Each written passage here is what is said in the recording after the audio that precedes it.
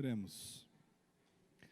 Senhor nosso Deus, te damos graças porque podemos, ó Pai, levantar nessa manhã e nos reunirmos com o Teu corpo para aprendermos mais de Ti e conhecer a Ti, ó Pai.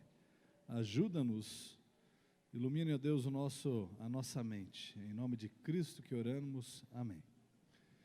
Abra comigo sua Bíblia lá em Lucas, capítulo 4. Lucas, capítulo 4.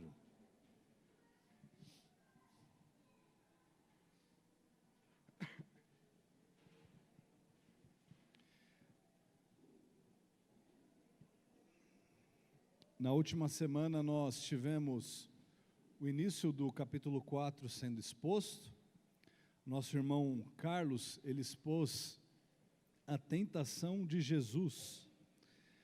E quando nós olhamos para o capítulo 4 de Lucas, nós estamos chegando ali num momento crucial do livro, onde você tem uma mudança de tratativas, eu diria. Você percebe que Lucas ele estava tratando sobre a pessoa de Jesus. Ele estava basicamente pavimentando o caminho, apresentando quem Jesus é. E agora, no capítulo 4, nesses versículos que nós vamos estudar nessa manhã, nós vamos entender o início do ministério de Jesus.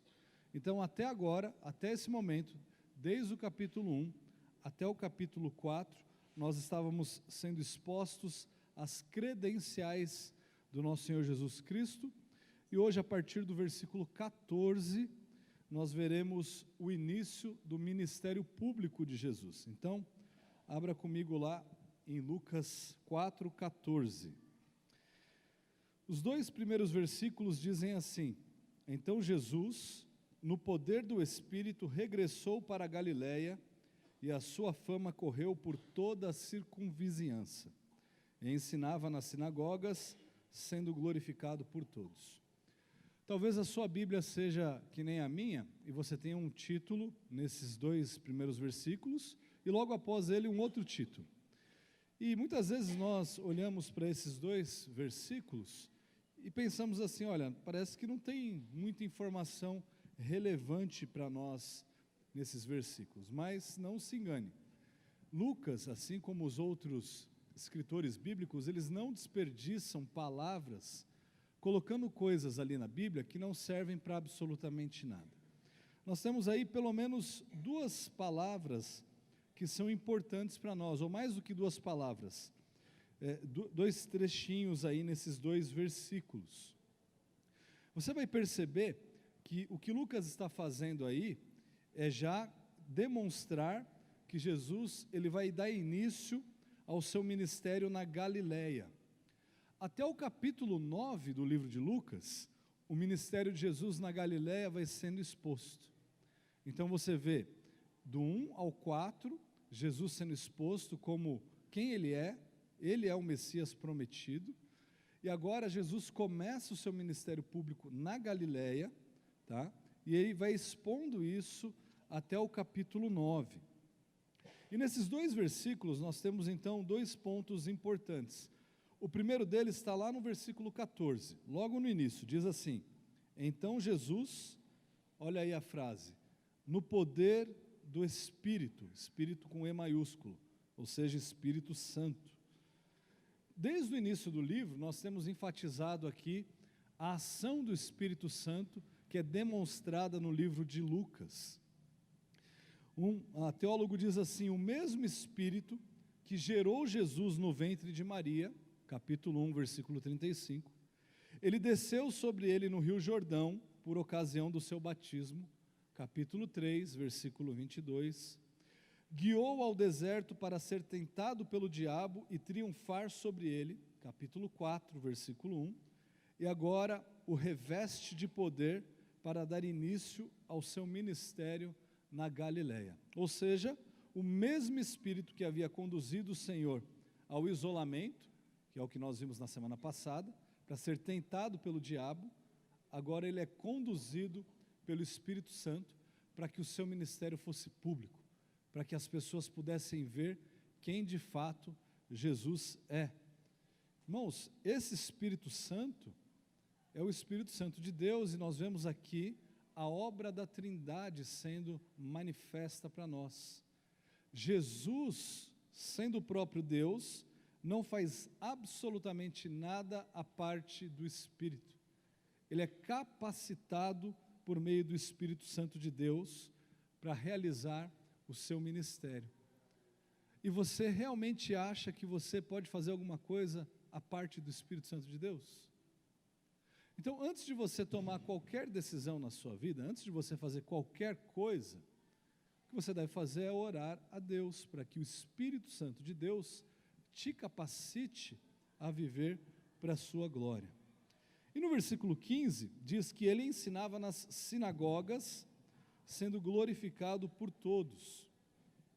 Essa região, a região da Galileia, onde Jesus estava começando a ministrar, para onde ele regressou, era conhecida como a Galileia dos gentios. Não é que o povo ali era gente boa, né? Dos gentios é porque quem não era judeu vivia ali na região dessa área, né? Então a área era rodeada por pessoas que não eram judias, e por conta disso, então ela recebia esse nome. E por conta disso havia uma influência muito grande também dos gentios, daqueles que eram pagãos, no viver e no conviver dos judeus. Então, essa região era uma região que não tinha, do ponto de vista judaico, absolutamente nada a oferecer. Era uma região menosprezada, e ela era uma região sem uma influência muito grande, a não ser uma influência pagã. E Jesus, ele começa a ministrar justamente ali. Irmãos, olha que interessante, quando Lucas escreve o seu livro, e lembra, na primeira aula que nós tivemos, nós mencionamos isso, nós escolhemos o livro de Lucas, porque trata-se de um livro escrito para gentios, para nós, para que nós pudéssemos entender o Evangelho, para que nós pudéssemos entender a razão pela qual o Senhor foi enviado. E ele faz isso para Teófilos, a fim de demonstrar de maneira cabal e por testemunhas oculares e com a lógica que sim, Jesus é o Messias prometido, para que o Evangelho chegasse, por exemplo, até nós, que não somos judeus. Então, Jesus, ele começa seu ministério ali na região onde ele crescera. Mas veja que interessante, e se hoje de manhã, ao invés de você me encontrar aqui falando, ao invés de encontrar o pastor Guilherme ou o pastor Renato pregando daqui a pouco, você encontrasse, na verdade, o Senhor Jesus aqui no púlpito? Isso aí seria algo maravilhoso, né?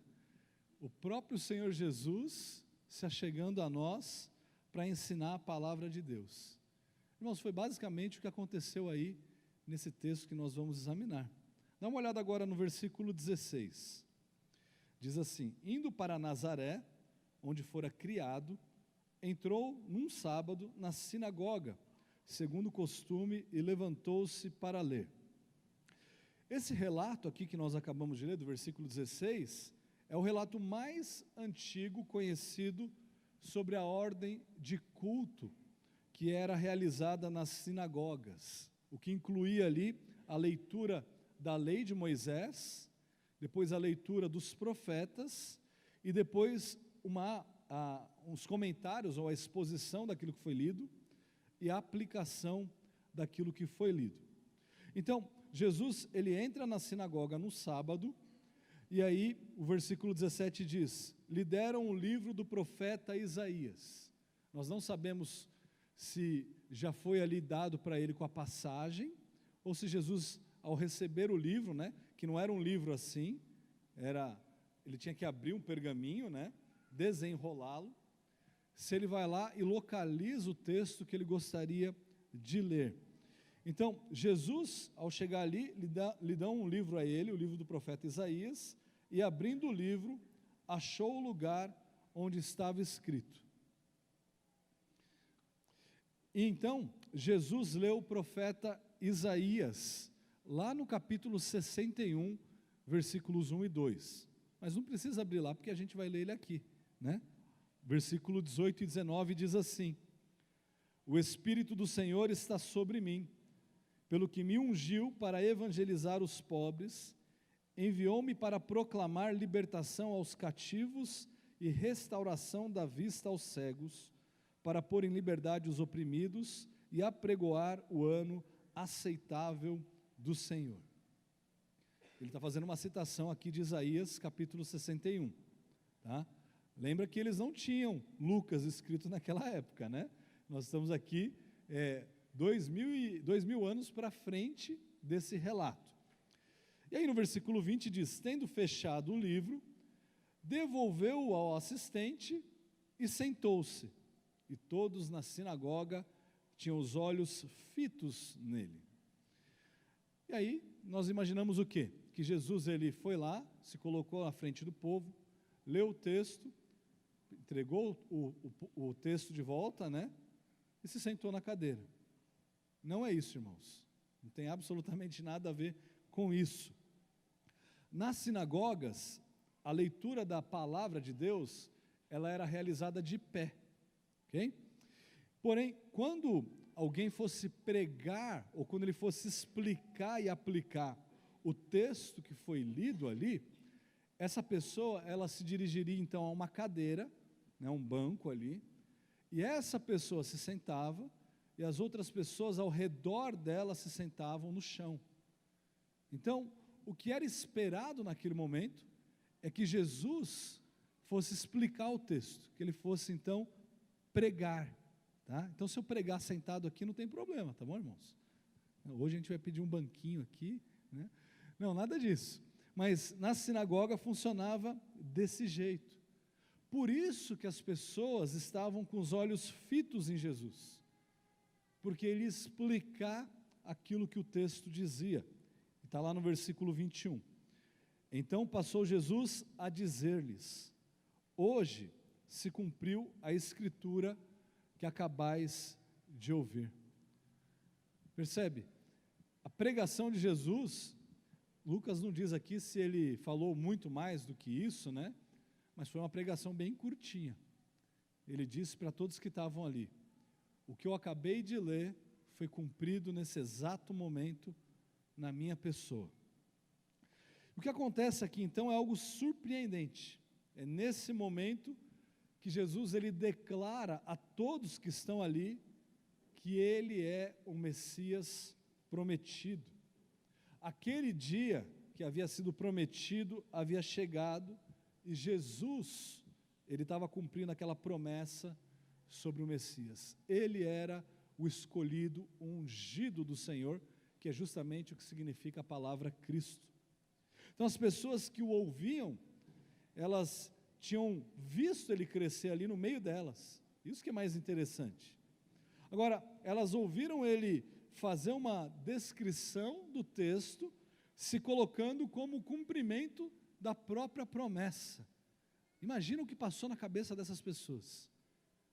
Mas espera aí, esse daí, o Jesus que nós vimos aqui crescer, na nossa região, está dizendo que é o Cristo, que é o Messias prometido. Mas antes da gente ver a reação deles que estavam ali, o texto que Jesus leu lá no versículo 18 e versículo 19, diz qual que era a tarefa que ele tinha, o propósito, a missão que ele tinha. O versículo 18 diz assim: o Espírito do Senhor está sobre mim, pelo que me ungiu para evangelizar os pobres, enviou-me para proclamar libertação aos cativos e restauração da vista aos cegos, para pôr em liberdade os oprimidos. Então você vê aí uma série de propósitos que Jesus cumpriria. O primeiro deles é a evangelização dos pobres.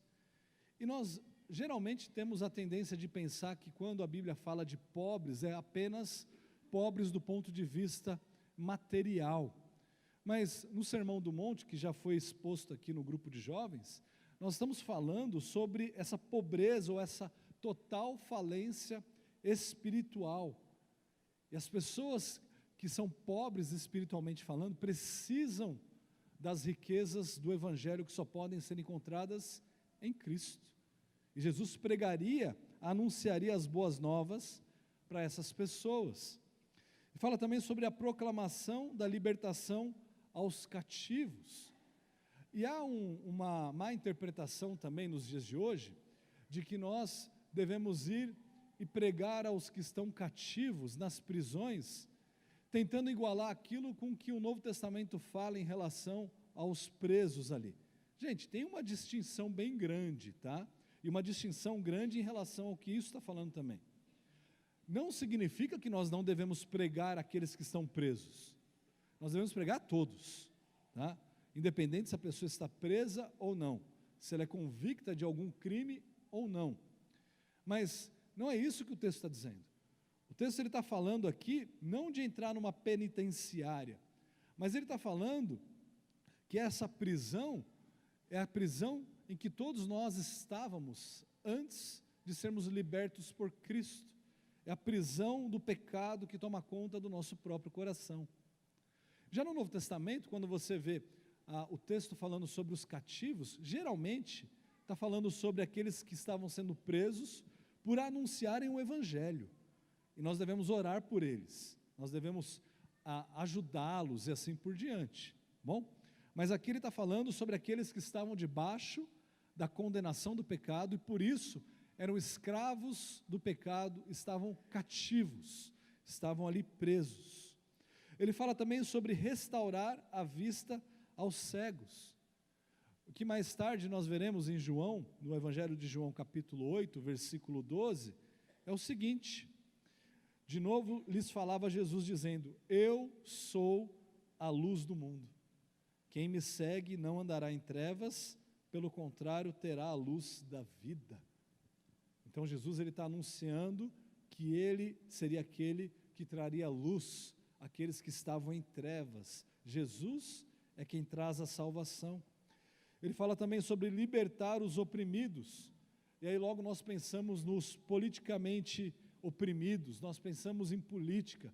Os judeus pensavam que um rei seria colocado ali e que libertaria eles do governo romano, que estava dominando os judeus naquela época.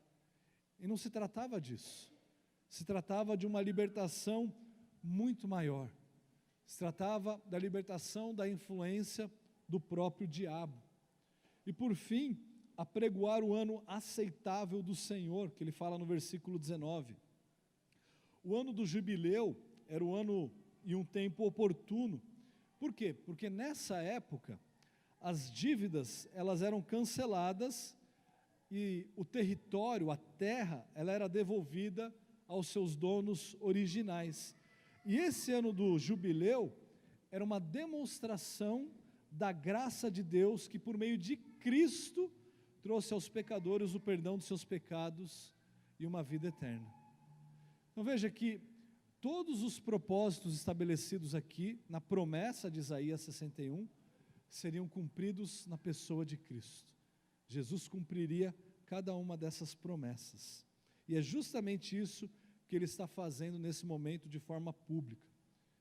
Mas voltando lá à reação do povo. Quando Jesus se senta, diz que ele é o cumprimento das promessas, qual que foi a reação do povo? Dá uma olhada no versículo 22. Diz assim: todos lhe davam testemunho e se maravilhavam das palavras de graça que lhe saíam dos lábios e perguntavam: não é este o filho de José? Então, você imagina que foi algo chocante, ao ponto deles ficarem maravilhados e ao mesmo tempo eles se indignarem. E aí eles começam a perguntar: ué, mas espera aí, esse daí não é o filho de José, o carpinteiro, que morava aqui na região? E agora ele está dizendo que ele é o Cristo, o prometido? E aí diante disso, Jesus diz no versículo 23, é claro que vocês me citarão este provérbio, estou lendo aqui agora da NVI: médico, cura-te a ti mesmo, faze aqui em tua terra o que ouvimos que fizeste em Cafarnaum. Porque se ele está dizendo que ele é o Messias, e aí a gente está vendo que ele é aquele que nasceu, que conviveu conosco, Espera aí. Então Jesus já prevê o que eles vão dizer para ele, né? Se você é o bambambam, se você é o cara, então faz aí o que você fez lá. Mostra para a gente que você é capaz de curar. Você não é um médico que cura todo mundo? É isso que Jesus joga para eles. E aí então Jesus ele decide dar 2 exemplos para calar essas pessoas, né, para que elas nem falem aquilo que elas estão pensando e para explicar o que está ocorrendo.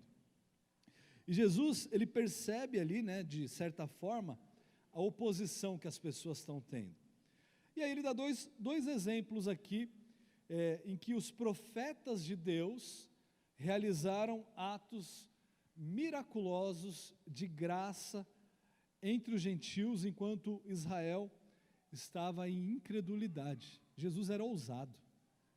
Ele começa a citar aqui 2 exemplos, mostrando para eles como que o Senhor Deus é misericordioso, não com os judeus, mas com os gentios. E aí ele fala no versículo 24 e no versículo 25 e versículo 26.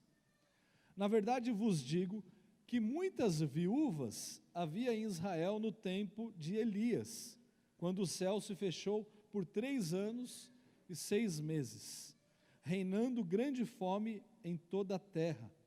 E a nenhuma delas foi Elias enviado, senão a viúva de Sarepta de Sidom. Ou seja, profeta do Senhor é enviado a alguém que não era aquela pessoa mais apropriada, segundo os judeus, para receber uma manifestação da misericórdia de Deus. É enviar a uma viúva de Sidom. E aí Jesus dá o segundo exemplo, Eliseu e Naamã, o leproso. E esse leproso era sírio. Versículo 27. Havia também muitos leprosos em Israel nos dias do profeta Eliseu, e nenhum deles foi purificado, senão quem? O sírio. Não foi o judeu, foi o sírio. Então, até esse momento, você imagina que a situação estava debaixo de um controle, estava tudo ok, estava tudo tranquilo. Jesus estava sendo bem provocativo, ele está falando na cara deles o que eles não queriam ouvir, mas até então está tudo certo. Mas aí Jesus foi mexer, né, com o judeu, falando que o gentil é que merecia ter misericórdia e não o judeu. Aí o negócio começou a complicar. Então, o que Lucas relata aqui, só para deixar claro mais uma vez, são as tratativas do Senhor Jesus, nessa perspectiva do Evangelho de Lucas, mais em relação aos gentios. E por isso que ele relata isso e enfatiza esses 2 exemplos. Então, a partir do momento que ele faz essas declarações, dá uma olhada no versículo 20 até o versículo 30, o que acontece? Todos na sinagoga, ouvindo estas coisas, se encheram de ira. Acabou aquele deslumbramento de falar assim, puxa, esse homem é maravilhoso, olha como ele tem autoridade, conhecimento, e ele sabe interpretar as escrituras. Acabou. Eles se encheram a partir desse momento de ira, e levantando-se, expulsaram-no da cidade, levaram ele para fora ali da cidade, e levaram até o cimo do monte, sobre o qual a cidade estava edificada, para de lá o precipitarem abaixo, para jogarem Jesus de lá. Então Jesus começa o seu ministério público da forma mais simples, né? Ele está sendo não só ameaçado de morte, mas com uma tentativa de morte, logo no início do seu ministério público. Irmãos, o que nós vemos agora no versículo 30, é nada mais, nada menos do que um milagre, que muitas vezes não é registrado como um milagre. Versículo 30. Jesus, porém, passando por entre eles, retirou-se. Jesus simplesmente passa pelo povo e se retira dali. Lucas não explica isso, Marcos não explica isso, Mateus não explica isso. A única explicação que nós temos é que foi um milagre do nosso Senhor Jesus Cristo, manifestando ali o seu poder. A minha hora não é chegada, porque não são vocês que determinam a hora que eu devo ser entregue, mas é o Pai que está nos céus. Então o que Jesus faz é se retirar, passando pelo meio dessas pessoas. Irmãos, R.C. Sproul, ele resume essa passagem da seguinte forma: Jesus, é a pedra que os construtores rejeitaram. Jesus, ele veio para os seus, mas os seus não o receberam.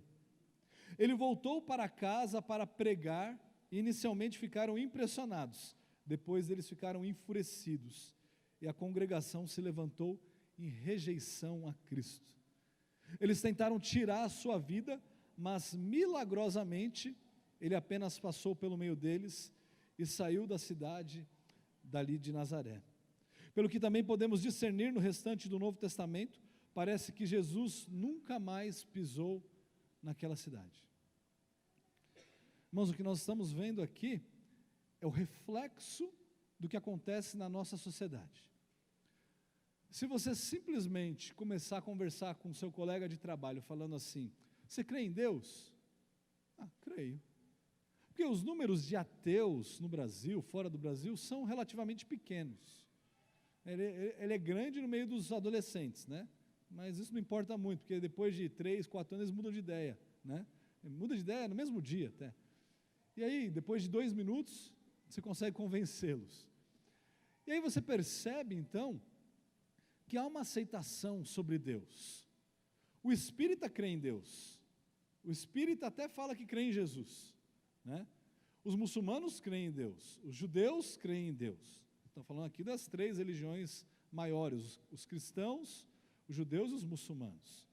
Aí você fala com pessoas de seitas por aí. Testemunha de Jeová crê em Deus. Adventista do 7º dia crê em Deus. Os mórmons creem em Deus. Todos eles falam sobre Jesus. Mas quando você começa a apertá-los sobre a divindade de Cristo, aí a coisa pega. Aí o papo fica mais complicado. Aí sim você vai perder a sua amizade.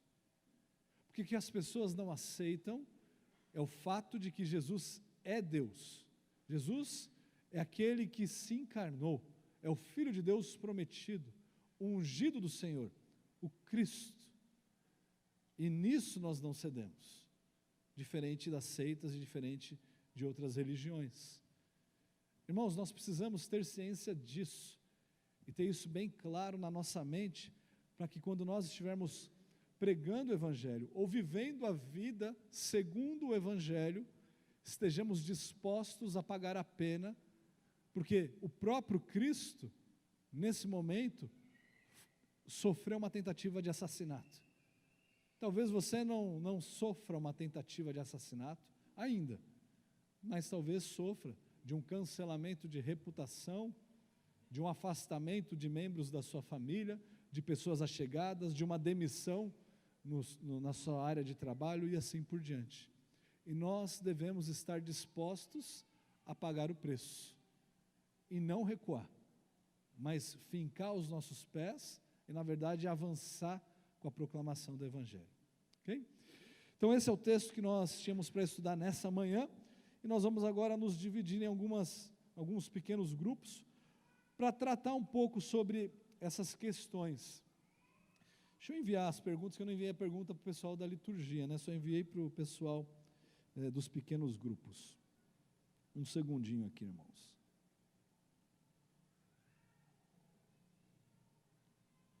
Pronto, enviado. Bom, eu tenho aqui 4 perguntas. A primeira pergunta é a seguinte: como que a declaração de Jesus, quando ele lê ali Isaías 61:2, e afirmar que a profecia se cumpriu em seus ouvintes, impacta a sua identidade, a identidade de Cristo como Messias? Então, quando nós olhamos Jesus declarando que Ele é o Messias, o que isso significa? Por que isso é tão importante? Segundo lugar, A reação dos habitantes ali de Nazaré, que inicialmente ficaram impressionados e depois ficaram enfurecidos, reflete que tipo de desafios que Jesus enfrentou no seu ministério. E como que essa rejeição inicial se compara com as pessoas que reagem ao Evangelho hoje em dia? Então são perguntas que vão trazer luz ao seu contexto, à sua circunstância. Em terceiro lugar, Jesus ele mencionou dois exemplos, de Elias e depois de Eliseu. O que esses exemplos nos ensinam sobre a abrangência da graça de Deus e a inclusão dos gentios no plano divino de salvação? E por fim, considerando que as pessoas que ouviram Jesus em Nazaré o conheciam desde criança, quais os desafios que nós e o próprio Senhor Jesus, estava enfrentando ou enfrentaríamos em compartilhar o Evangelho? Porque nós sabemos, as pessoas te conhecem desde pequena muitas vezes, e você vai falar do Evangelho para elas, vão falar assim: eu te conheço, eu peguei você no colo, eu sei quem você é, eu sei como é que você aprontava quando você era mais jovem. Qual o desafio, o impacto que nós teremos justamente porque as pessoas nos conhecem, a rejeição e oposição que elas terão? Como é que nós fazemos para vencer isso, para lidar com esses problemas? Ok?